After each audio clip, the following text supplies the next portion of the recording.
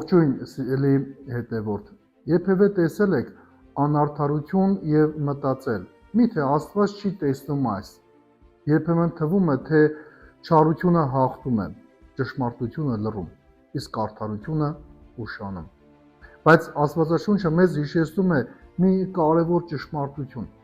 Աստված երբեք չի մոռանում արդարությունը։ Այսօր Հովելի մարգարեության 4-րդ գլխում մեզ ցույց է տալիս, թե ինչպես է Աստված վերականգնում արդարությունը և պաշտպանում իր ժողովրդին։ Քանի որ ահա ես այս օրերին և այն ժամանակ, երբ դարձնեմ Հուդայի և Երուսաղեմի գերությունը, կհավաքեմ բոլոր ազգերին, կիջեցնեմ նրանց Հովսափաթի ձորը և կդատեմ նրանց այնտեղ հանուն իմ ժողովրդի և Իսրայելի իմ ժառանգության, որ ցրվեցին բոլոր ազգերի մեջ և իմ երկիրը բաժանեցին։ Իմ ժողովրդի վրա վիճակ էին գցում, պատանիներին, պոռնիկներին վարձի տվեցին, աղջիկներին վաճառում էին գինու դիմաց և խմում, և դուք դեռևս ինձ, ով Ծուր և Ծայդան, ով Տյուրոս և Սիդոն, այլազգաների ողջ Գալիլեա, միթե ինչ-որ հատուցում կտաք ինձ կամ ոխ կպահեք իմ դեմ, անմիջապես ձեր հատուցումը ձեր գլխին կտամ, քանի որ իմ արծաթն ու ոսկին վերցրեցիք և ամենընտիր ու գեղեցիկ անոթները տարաք ձեր մեհյանները, Հուդայի որդիներին և Երուսաղեմի որդիներին վաճառեցիք հույների որդիներին, որպեսզի նրանց մերժեք իրենց սահմաններից։ Արդ ես կկանգնեցնեմ նրանց այնտեղ, որտեղ վաճառեցիք նրանց, և ձեր հատուցումը ձեր գլխին կտամ։ Ձեր որդիներին ու ձեր դուստրերին կմատնեմ Հուդայի որդիների ձեռքը, և նրանց գերության կվաճառեն հեռու հեռավոր ազգերի, քանի որ Տերը խոսեց։ Ամեն։ Մարգարեն սկսում է այս խոսքերով. այն օրերին և այն ժամանակ, երբ ես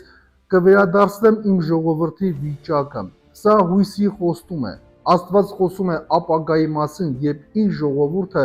կազատվի տառապանքից։ Սիրելի հավատավոր հետևորդ, երբեմն թվում է, թե Աստված ուշանում է, բայց Աստվածաշունչն հաճախ հանդիպում ենք այս գաղափարին. Աստված գործում է ճիշտ ժամանակին, միշտ ապիր կորցնել հույսը, երբ Աստծո պատասխանը դեռ չի եկել։ Այս հատվածում Աստված խոսում է ազգերի մասին, որոնք անարդարություն էին գործել իր ժողովրդի հանդեպ։ Նրանք բաժանել էին երկիրը, ճնշել էին մարդկանց, շահագործել էին նրանց, և Աստված ասում է, որ նա կհավաքի ազգերին դատաստանի համար։ Սա հիշեցնում է, որ պատմությունը չի ավարտվում անարդարությամբ, Աստծո արդարությունը վերջում միշտ հաղթում է։ Երբ տեսնում ես անարդարություն, մի պատասխանիր նույն չարությամբ, վստահիր Աստծո արդարությանը։ Աստված հիշեցնում է այն ազգերին, որոնք վնասել էին իր ժողովրդին։ Նրանք վերցրել էին ոսկի և արծաթ, մարդկանց որպես ստրուկների։